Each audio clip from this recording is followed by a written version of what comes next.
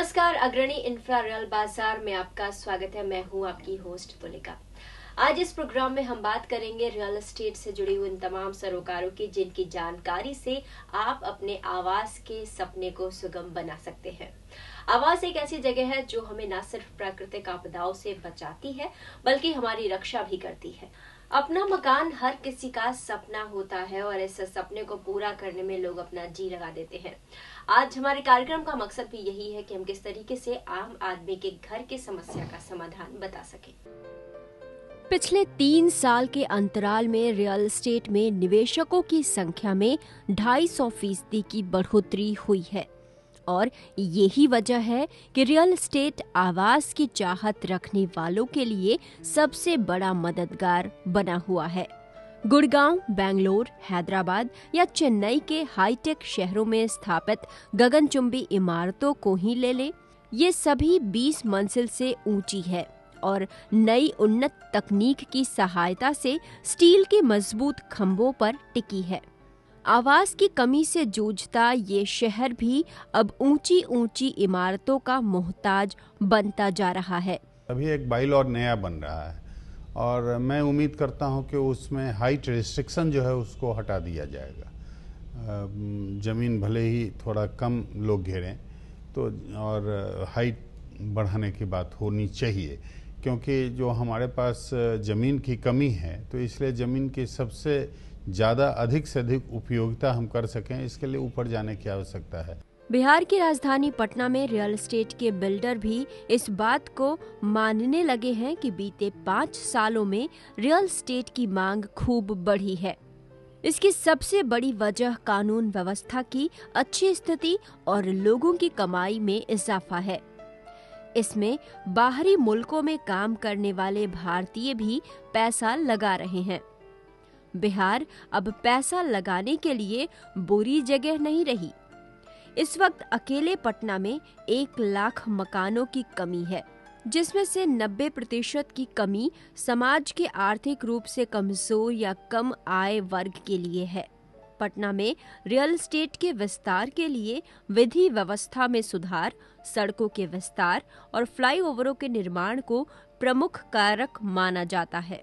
हैप्पीजार्ड growth हो रहे हैं और मास्टर प्लान में जो सबसे बड़ी चीज़ होती है जिसमें सड़कों का निर्धारण हो जाता है, सीवरेज सिस्टम का निर्धारण हो जाता है, ड्रेनेज सिस्टम का निर्धारण हो जाता है, तो ये सारी चीज़ें जब तक सरकार मास्टर प्लान में ला करके नहीं देगी तब तक ये किसी भी शहर का जो विकास है वो सही ढंग से नहीं हो सकता है। इसलिए जो सड़कों का निर्धारण, सड़कों का चौड़ीकरण, कितने फीट चौड़ी सड़क होगी, ये सारी चीज़ें पहले फिक्स हो जानी चाहिए। तभी कोई कंस्ट्रक्शन का वर्क होता है तो वो सही माने में एक अच्छे शहर का कहा जाए कि एक अच्छे शहर का निर्माण आप कर सकते हैं। सूबे के शहर बदतर हालात में हैं। राज्य सरकार ने श्रेणी के हिसाब से शहरों के विकास की कार्य योजना तैयार कर ली है। पटना महानगर का मास्टर प्लान लगभग तैयार है। मुजफ्फरपुर, गया, भागलपुर, दरभंगा, पूर्णिया समेत कई शहरों को बड़े शहर की शक्ल देने की योजना भी बन चुकी है। पहली बार मझोले और छोटे शहरों के अलावा 28 शहरों का सिटी डेवलपमेंट प्लान तैयार है। गंगा किनारे बसे 20 शहरों के सौंदर्यीकरण और बेहतरी की कार्य योजना को सरजमी पे उतारने की चुनौती है।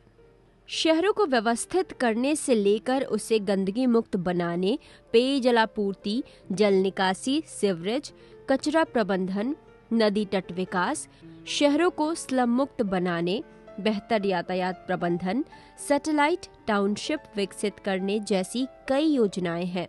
इनमें से कई योजनाएं पहली बार बनी है तो कई वर्षों से कार्यान्वयन की प्रतीक्षा में है।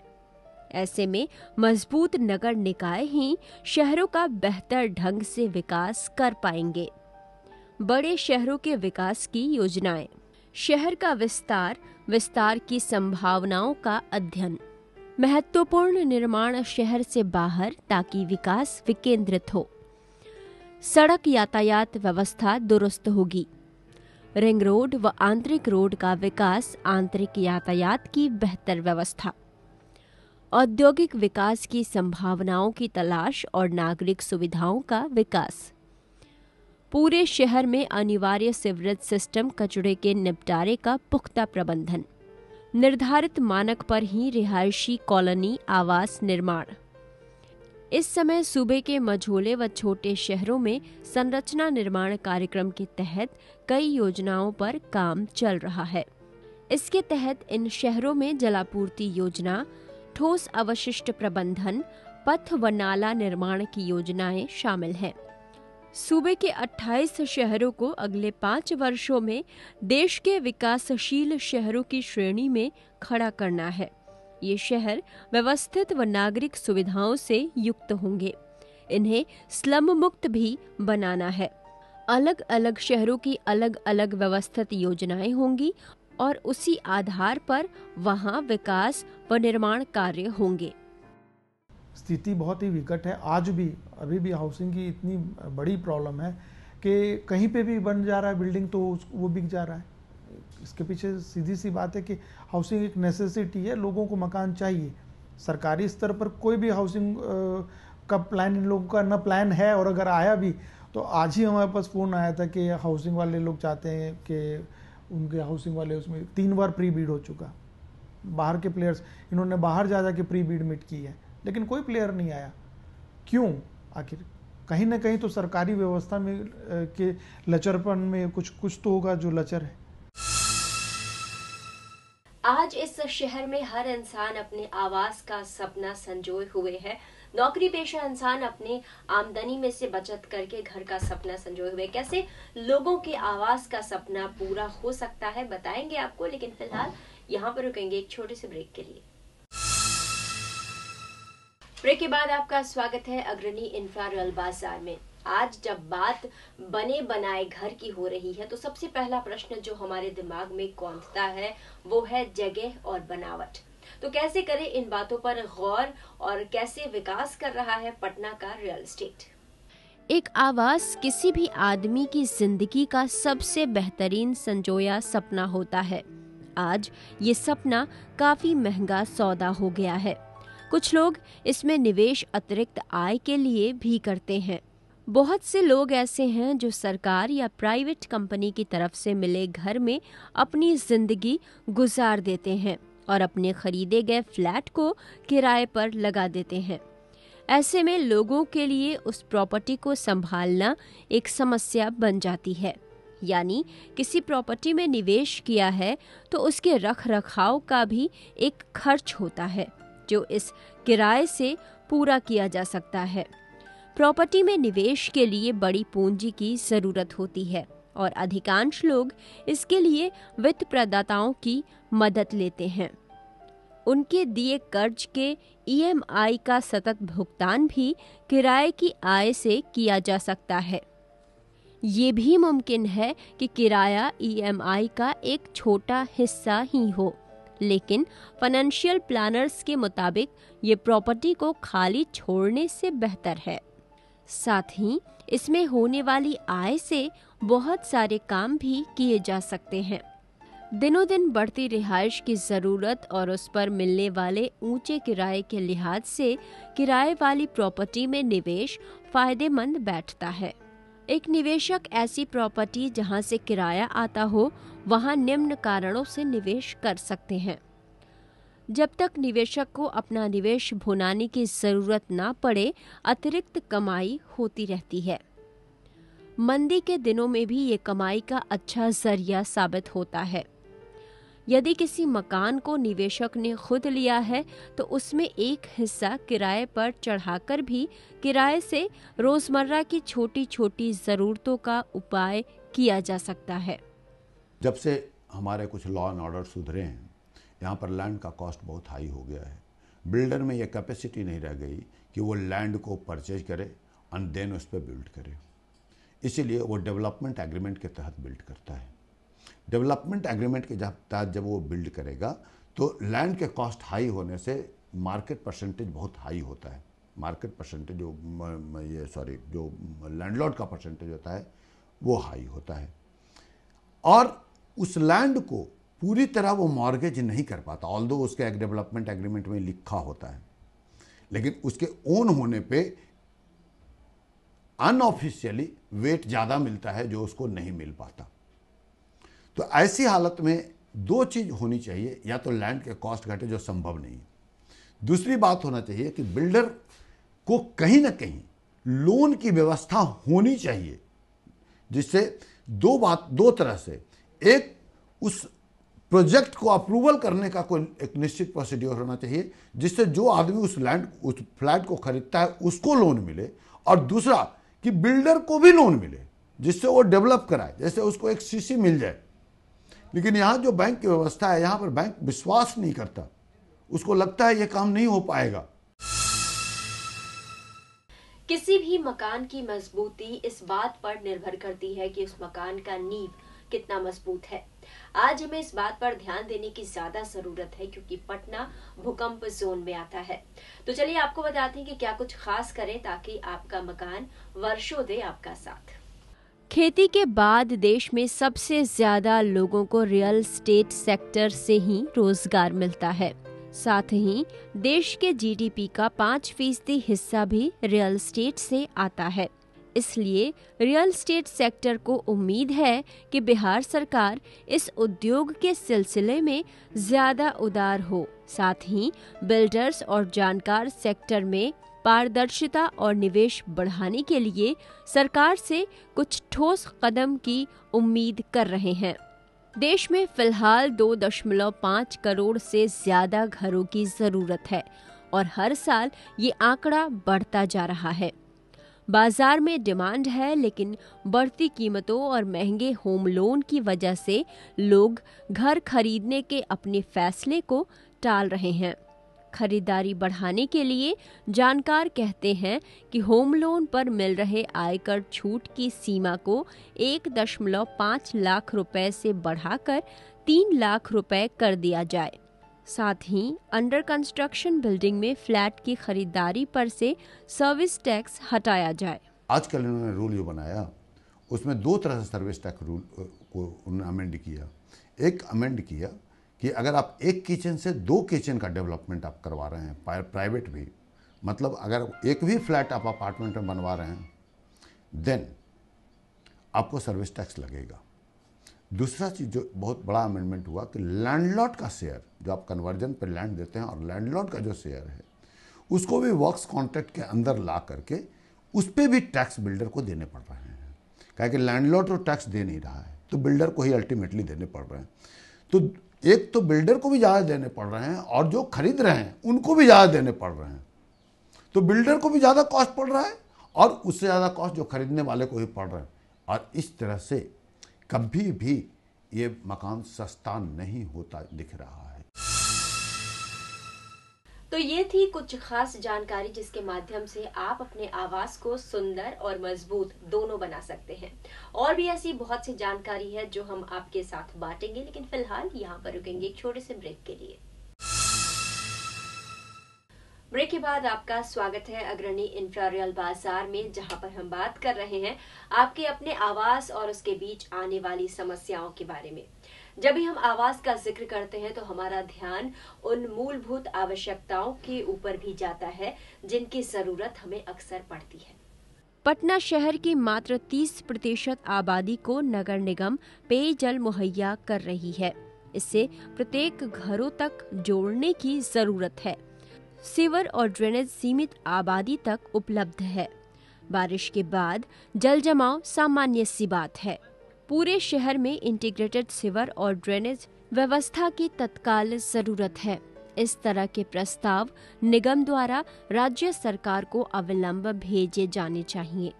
शहर की सबसे बड़ी समस्या है यहाँ व्यवस्थित पैदल पथ का न होना।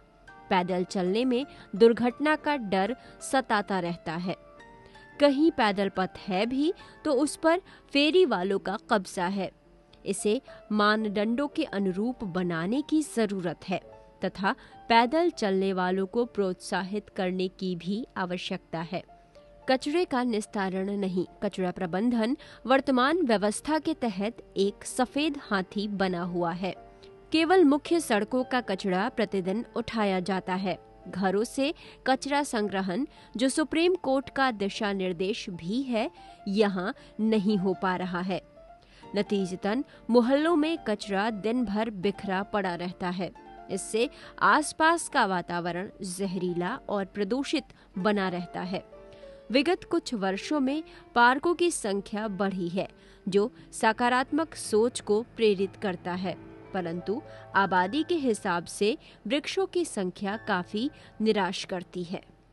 आज के दिन जितने भी अच्छे बिल्डर्स हैं या अच्छे रियल इस्टेट के डेवलपर्स हैं, उस सभी की इच्छा रहती है कि हम अपना जो प्रोजेक्ट करें उसमें ग्रीन बेल्ट छोड़ें, ग्रीन एरिया ज़्यादा से ज़्यादा छोड़ें। लेकिन इसमें सबसे बड़ा जो हर्डल है वो सरकारी नीति ही है।